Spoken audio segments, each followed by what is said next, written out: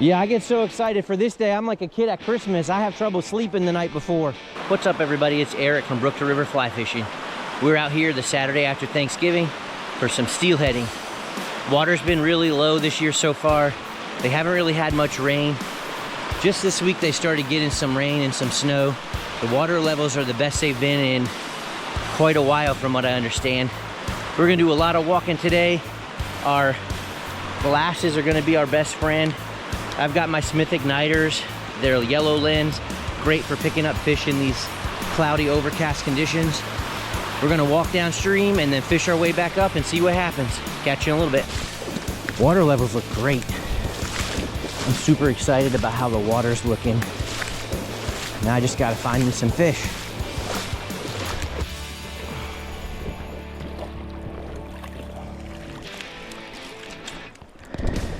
First steelhead of the day. Fished not even 5 minutes.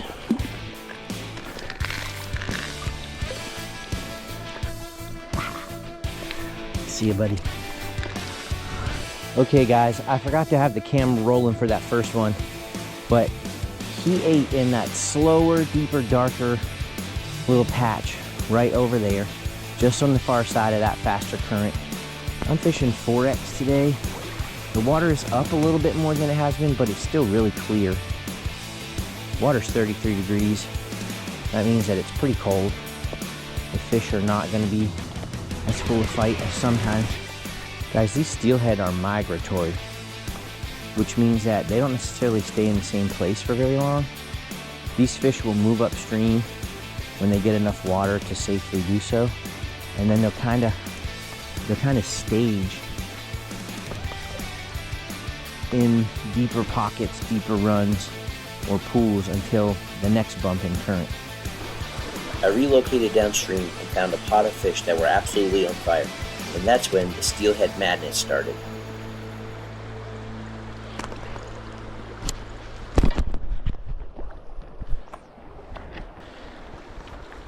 Got one on the nymph.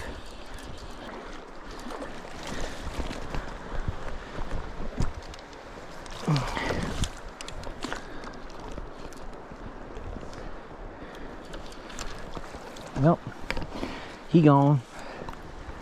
That's too bad.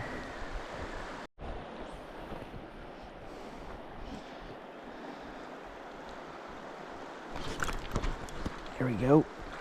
That's a good one.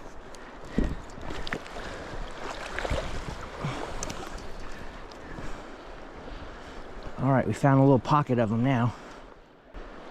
Got 4X on, so I can't horse them too much. If you want to catch more steelhead, please subscribe to the channel.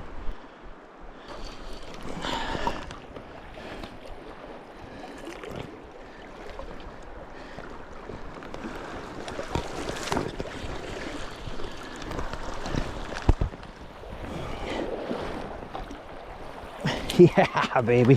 Woo, woo, woo. That's what I'm talking about right there, y'all. Big old hen.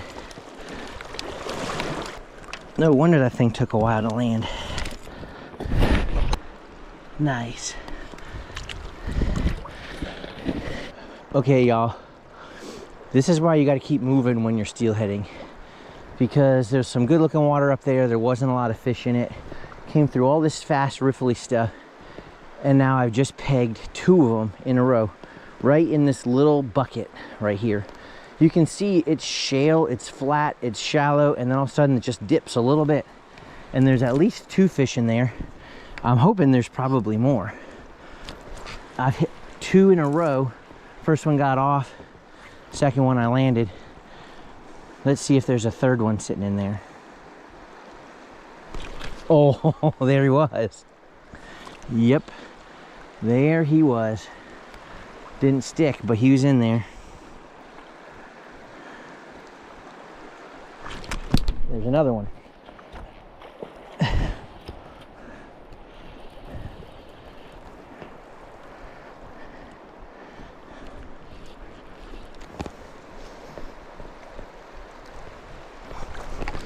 Oh, I can almost net him. Yeah. World's fastest steelhead net job. Holy cow.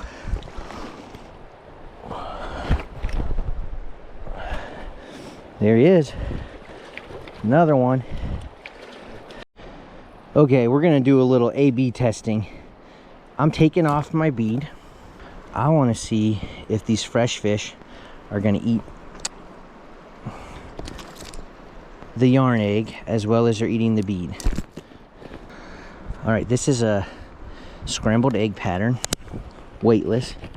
So I'm gonna need to have my split shot working for me here. And my goal here is to see, I'm obviously into fish and I'm into fresh fish. Will they eat this yarn egg as well as they eat the bead? All right, let's get our split shot spacing again. I'm wondering if I might need more split shot for this yarn egg. We're gonna try it a few times through the same hole where we've been drilling them and see what happens. Let the games begin. That's cool.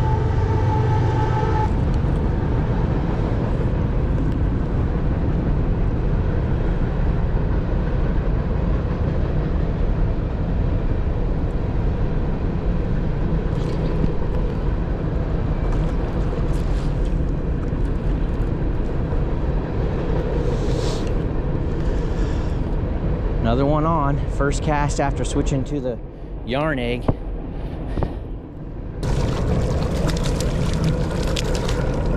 What did he eat? The yarn egg. I'm trying to get my bugs right down on the bottom. I don't think I'm not quite getting down. All right, let's get another split shot on here, just a little one. It's not sinking quite as well. I'm gonna add a little bit more weight. Just moved up a little bit, giving that spot a chance to maybe have some new fish cycle in.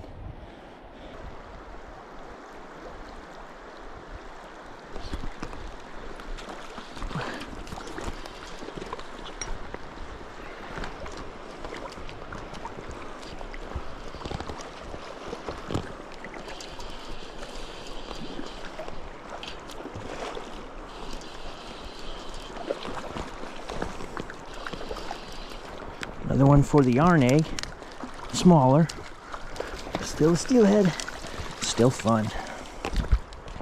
Two for the yarn egg, two for the bead.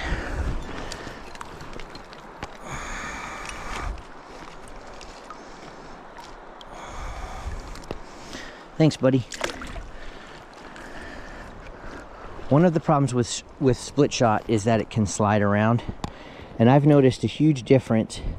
If my split shot gets all the way down here to my tippet ring and it's too close to my fly, my number of strikes goes way down. So have to keep checking my split shot, make sure that it's not too close so that I don't end up missing fish.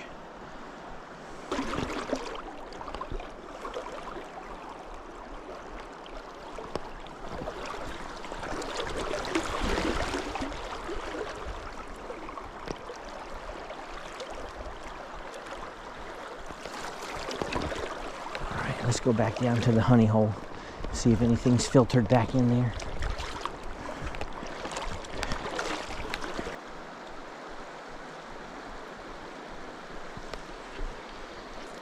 Not this again. Frick.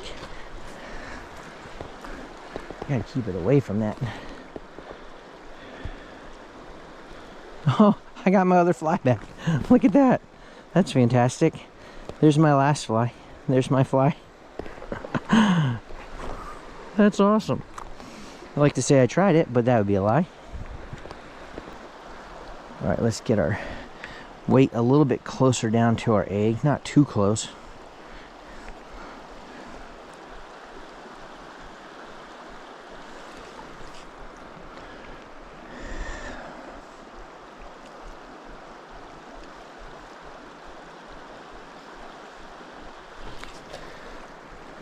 So I think I pretty much exhausted this pocket. I think I hooked 4 out of here now, maybe 5.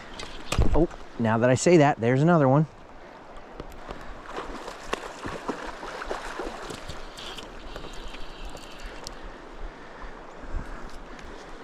Oh, my reel's getting loose. I think I got one on the nymph here.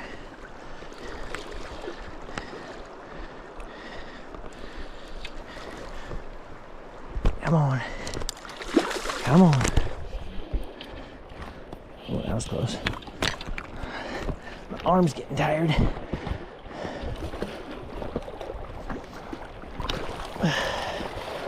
All right. First one on the nymph.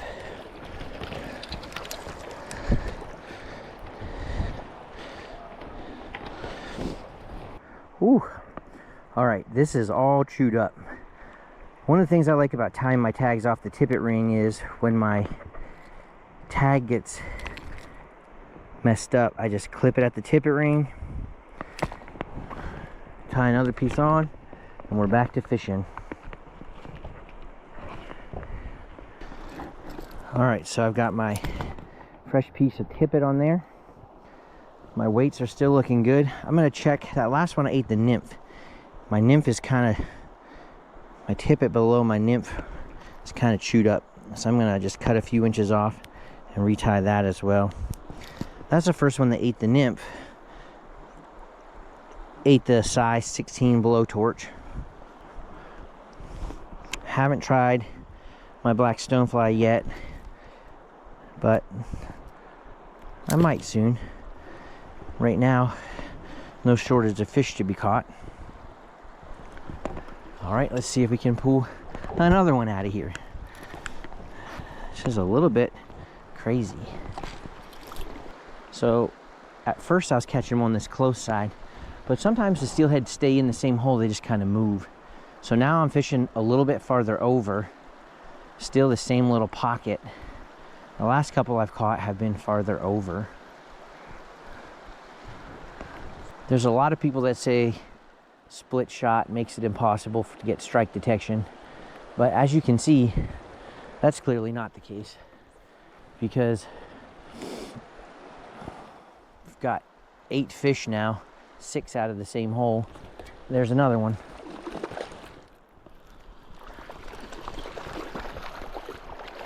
He ate the egg. Nope, he counts. I touched him. I was just trying to rush that net drum. I don't feel like taking a long time with a little fish like that. Big fish will take our time. Little fish, we're gonna just horse them in. Even when I'm steelheading, I don't like fighting the crowds if I don't have to. Try to stay away from where other people are at. We're gonna switch out my blowtorch for my blue steel Caddis. Had this on when I first started, but haven't had it on for a little while. And we're also gonna change the egg color. Oh, because I'm convinced that sometimes fish get conditioned to seeing the same thing go by them over and over, and then they don't want to eat it. So we're gonna look for something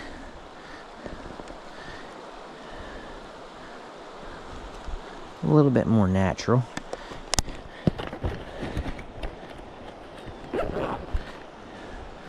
This is a standard egg pattern. It's a little bit more pale. We're gonna see if we can convince anything in this hole to eat one of these things before we move. Okay, now you can see my tag's got a little yellow egg, and I've got my blue steel size 12 Caddis down below. I'm gonna fish the same little dip we've been fishing with 2 new flies for a little while and see what happens. And I anticipate catching a fish, probably more than one.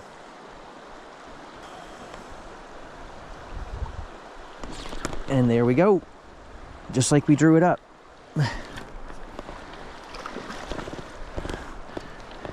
Guys, I just fished this run over and over. He's on the blue steel caddis. Oh, well, he was on the blue steel caddis. He's not anymore.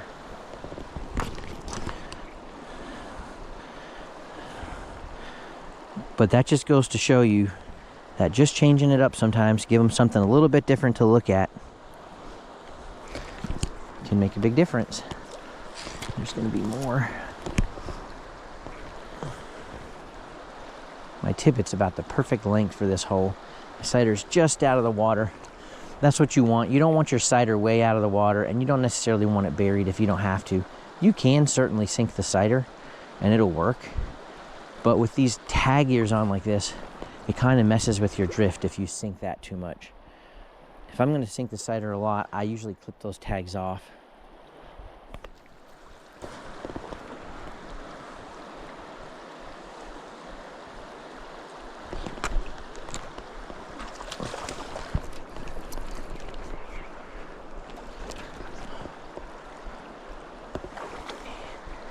He's on the blue steel caddis too, starting to come alive on the blue steel.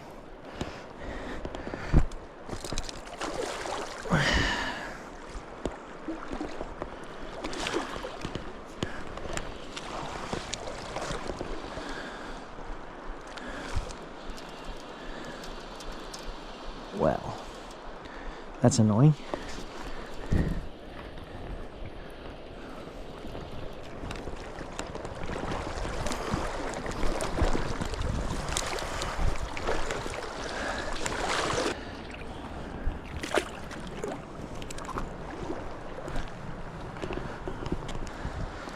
All right, 2 on the blue steel caddis now.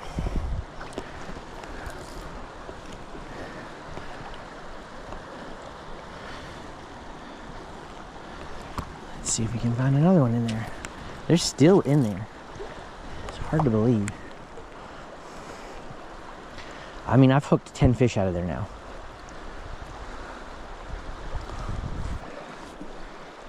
My feet are starting to get cold. I've been standing at one spot for a long time.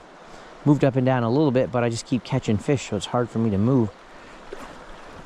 Soon I'm gonna have to go for a little walk and get my toes circulation again. I'll have to catch 1 or 2 more out of this hole. Far exceeded my expectations. I got my bead back on, and then a little size 16 black stonefly.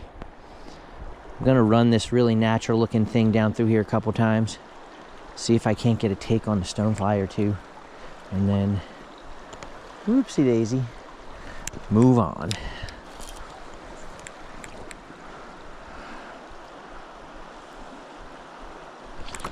There we go. And they're still eating that bead.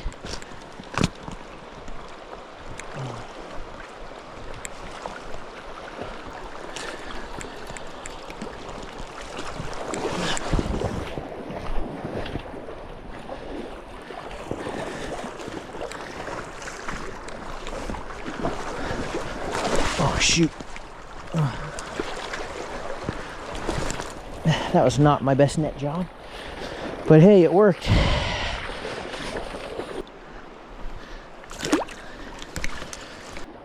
Okay guys, once again I've changed it up and I've managed to convince more fish to eat.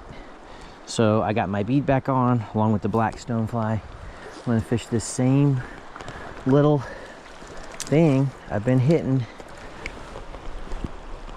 No sense going anywhere else until they stop eating here. You really want your drift coming straight downstream when you're trying to dead drift. You don't want it crossing any seams. So that last cast I was positioned too high up, so my flies were gonna swing when I got my drift.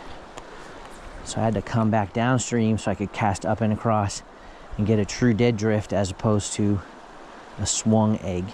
Some flies swing as they're hatching. Eggs aren't one of them. If you're swinging an egg, something ain't right. Oh, I got a leaf. Leave me alone.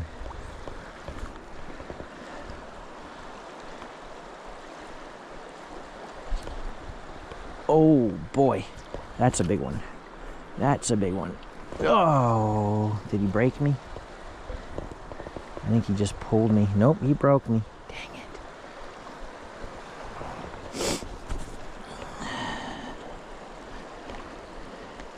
Must have had a little nick there. You can see it didn't break at the knot, which I guess is good, but it's still annoying. Man, they're just still eating it. That one was on the bead too. Okay, we re-rigged with our bead that broke off and a little size 16 pink blowtorch. Body is, oh shoot, body is natural rabbit. That's not ideal. All right, here we go. Here comes another train.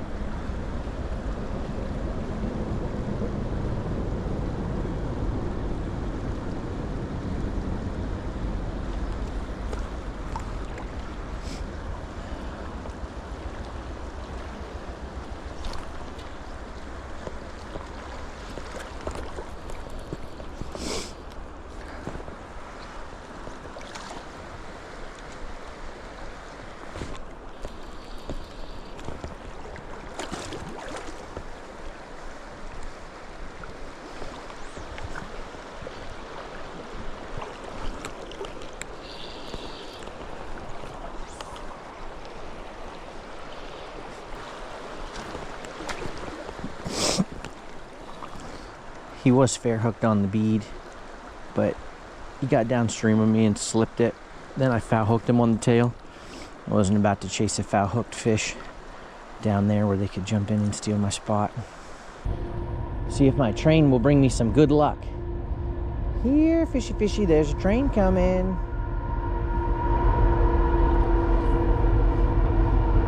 When I was a kid, we used to fish a river up in Pennsylvania called the Juniata River for smallmouth.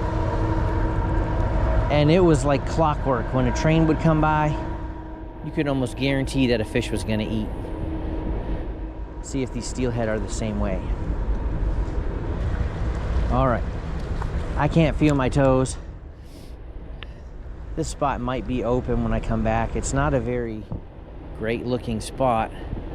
I'm gonna do one more cast and then go for a walk.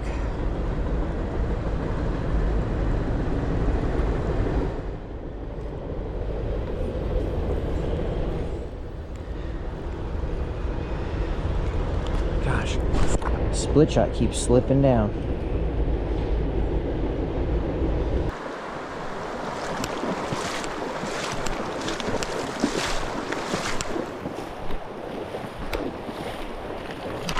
Holy macaroni and cheese. From where I was in the tunnel, I could already see 8 or 9 guys standing at the other end of the opening. I kept walking down there just to see what it looked like, but I was pretty sure I wasn't going to fish down there. Back up. As I walked back through the tunnel, I decided that it was time to go for a lunch break. What a great day to be alive. Water's perfect.